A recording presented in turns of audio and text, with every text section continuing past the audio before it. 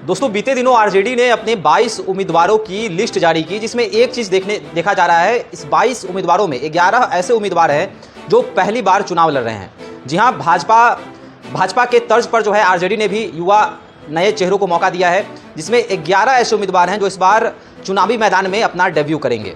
देखिए, कुछ उम्मीदवारों के नाम हम आपको बताएंगे जो इस बार पहली बार चुनाव लड़ रहे हैं, युवा सोच है।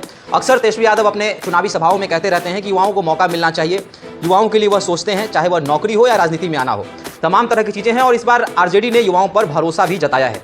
देखिए, कुछ उम्मीदवार हैं जो इस बार पहली बार राजद से चुनाव लड़ रहे हैं, राजद के उम्मीदवार हैं। आपको बता दें कि सबसे पहले हम आपको बताएंगे कि लोकसभा से मधेपुरा सीट से राजद ने कुमार चंद्रदीप को चुनावी मैदान में उतारा है। यह पहली बार लोकसभा चुनाव लड़ रहे हैं। चंद्रदीप जो हैं वह प्रख्यात लेखक और सांसद रमेंद्र रवि के पुत्र हैं। इनका मुकाबला जदयू के अनुभवी नेता दिनेश चंद्र यादव से होने जा रहा है। चंद्रदीप पेशे से अंग्रेजी के प्राध्यापक हैं। तो देख सकते हैं कि पहली बार जो है कुमार चंद्रदीप जो है वह लोकसभा चुनाव में उतर रहे हैं। उनका डेब्यू है इस बार, और वह अंग्रेजी के प्राध्यापक भी हैं। और कहीं ना कहीं दिनेश चंद्र यादव जो कि मधेपुरा से वर्तमान के सांसद भी हैं, उनसे कड़ा मुकाबला जो है इनका होने वाला है। दूसरा हम आपको नाम बताएंगे तो सारण से लालू की लाडली बेटी रोहिणी आचार्य जो है वह चुनावी मैदान में उतरी हैं, उनका भी डेब्यू है। आपको बता दें कि लालू यादव की पुत्री रोहिणी आचार्य राजद से उम्मीदवार बनाई गई हैं। यह भी पहली बार चुनाव लड़ रही हैं। यह चर्चा तब आई जब इन्होंने अपने पिता लालू यादव को किडनी दी थी। रोहिणी खुद भी चिकित्सक हैं, लेकिन इनके कई ट्वीट जो हैं ऐसे होते हैं जो इनके छवि से बिल्कुल भी मेल नहीं खाते हैं। जी हाँ, रोहिणी अक्सर जो है हमेशा भाजपा पर हमलावर रहती हैं। वह हमेशा ट्विटर पर सक्रिय भी रहती हैं। उनके ट्वीट जो है काफ़ी वायरल होते हैं।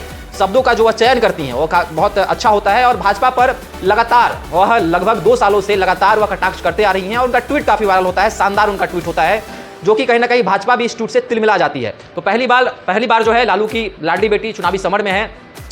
आपको बता दें कि सारण लोकसभा सीट से जो है उतर रही हैं। और सारण में जो है काफ़ी युवा जो है इनको पसंद भी कर रहे हैं। बीते दिनों इन्होंने रोड शो भी निकाला था। रोड शो में जो है युवाओं की संख्या काफ़ी देखी गई थी। यादव जो वोटर हैं वह भी इनके आने से काफ़ी खुश हैं। और ये भी कह रहे हैं वहाँ के लोग कि लालू प्रसाद यादव हमारे मसीहा, लालू प्रसाद यादव को रोहिणी आचार्य ने दूसरा जीवन दिया है। और कहीं ना कहीं रोहिणी आचार्य की चर्चा भी सारण में खूब हो रही है। और रोहिणी आचार्य की जो टक्कर है वह कहीं ना कहीं भाजपा के दिग्गज नेता वहाँ के वर्तमान सांसद राजीव प्रताप रूढ़ी से है। और ये भी चर्चा है कि सारण लोकसभा से जो लड़ाई है वह दमदार होने वाली है, मजेदार होने वाली है। तो दोस्तों तीसरे जो उम्मीदवार हैं वह पूर्णिया से हैं। पूर्णिया से पप्पू यादव तो है ही चुनावी मैदान में, साथ ही साथ राजद ने पूर्णिया से बीमा भारती को उतारा है। देखिए, बीमा भारती भी ऐसी उम्मीदवार हैं जो पहली बार चुनाव लड़ रही हैं। इनका मुकाबला पप्पू यादव से होने वाला है। और पप्पू यादव की काफ़ी चर्चा भी है पूर्णिया में। देखिए, पूर्णिया सीट पर रहस्यमय तरीके से बीमा भारती का नाम घोषित कर दिया गया। इन्होंने जदयू छोड़कर राजद में आने का पुरस्कार मिला। यह भी पहली बार लोकसभा की जंग में शामिल हो रही हैं।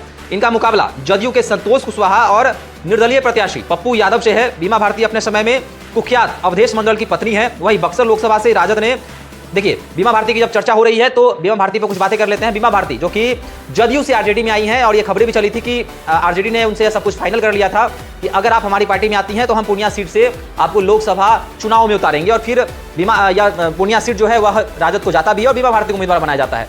फिर बाद में जो है पप्पू यादव जो है वह कांग्रेस का दामन थामते हैं, लेकिन यह सीट आरजेडी को चली जाती है। फिर पप्पू यादव जो है निर्दलीय चुनाव लड़ने की घोषणा करते हैं। और बीमा भारती की टक्कर कहीं ना कहीं पप्पू यादव से देखी जा रही है। पप्पू यादव लगातार क्षेत्र में भ्रमण कर रहे हैं।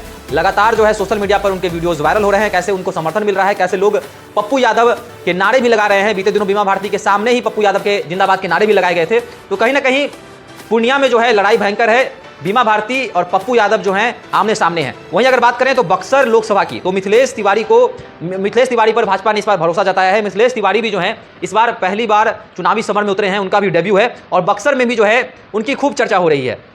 आपको बता दें कि बक्सर लोकसभा से कहीं ना कहीं मिथिलेश तिवारी को भी उतारा गया है, जो कि एनडीए से उम्मीदवार हैं। लेकिन बक्सर से अगर महागठबंधन की बात करें तो सुधाकर सिंह को जो है मौका दिया गया है। सुधाकर सिंह भी जो है इस बार महागठबंधन से इस बार डेब्यू कर रहे हैं और बक्सर लोकसभा सीट पर उनको प्रत्याशी बनाया गया है। सुधाकर सिंह की बात करें तो बक्सर से वहीं भाजपा के उनके सामने मिथिलेश तिवारी हैं, तो एक तरफ सुधाकर सिंह है।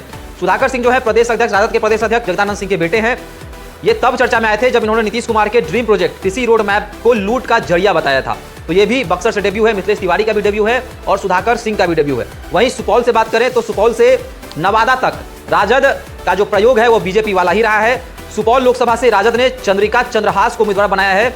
ये भी पहली बार लोकसभा चुनाव लड़ रहे हैं। इनका मुकाबला जो है दिलेश्वर कामत से होना है। नवादा लोकसभा से राजद ने नए उम्मीदवार श्रवण कुशवाहा को चुनावी मैदान में उतारा है। यह भी जो है पहली बार डेब्यू कर रहे हैं।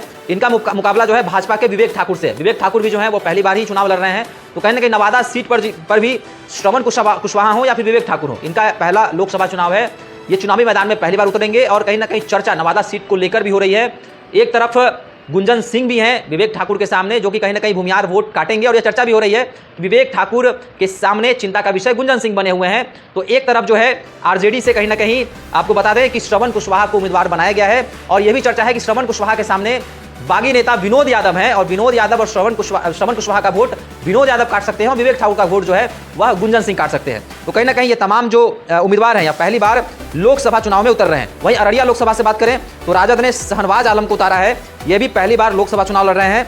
इनका मुकाबला भाजपा के प्रदीप राय से है। प्रदीप राय भी पहली बार चुनावी मैदान में है, उनका भी डेब्यू है। और कहीं ना कहीं अररिया लोकसभा से राजद के उम्मीदवार शहनवाज आलम का भी जो है ये डेब्यू है। वहीं वाल्मीकि नगर लोकसभा से बात करें तो राजद ने दीपक यादव को चुनावी मैदान में उतारा है।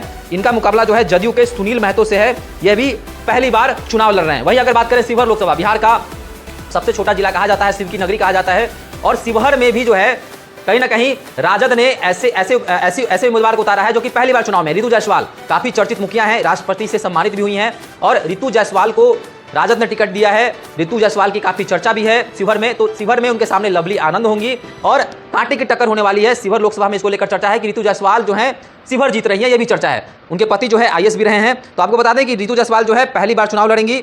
इनका मुकाबला जदयू के उम्मीदवार लवली आनंद से होना है। लवली आनंद जो है वो मशहूर नेता बाहुबली सांसद जो रहे हैं, आनंद मोहन की पत्नी हैं, और कहीं ना कहीं पहली बार जो है यह चुनावी लोकसभा चुनाव में जो है आरजेडी की तरफ से रितु जायसवाल लड़ रही हैं। और कहीं ना कहीं देख सकते हैं कि जो भी उम्मीदवार हैं वह उनका पहली बार डेब्यू हो रहा है। लगातार युवा सोच पर तेजस्वी यादव लगातार कहते भी आए हैं कि हम लोग युवा को उतारना चाहते हैं, युवाओं को आगे बढ़ाना चाहते हैं। तो इस बार तेजस्वी यादव के सोच के अनुरूप जो है लालू यादव ने भी काम किया है, भरोसा युवाओं पर जताया है। तो 11 उम्मीदवार ऐसे हैं जो युवा हैं, पहली बार चुनावी सवन में उतर रहे हैं। तो आपको क्या लगता है, क्या आरजेडी का यह प्रयोग 2024 के लोकसभा चुनाव में काम करेगा, या फिर एनडीए का जलवा जो है फिर से 2019 की तरह 2024 में भी रहेगा?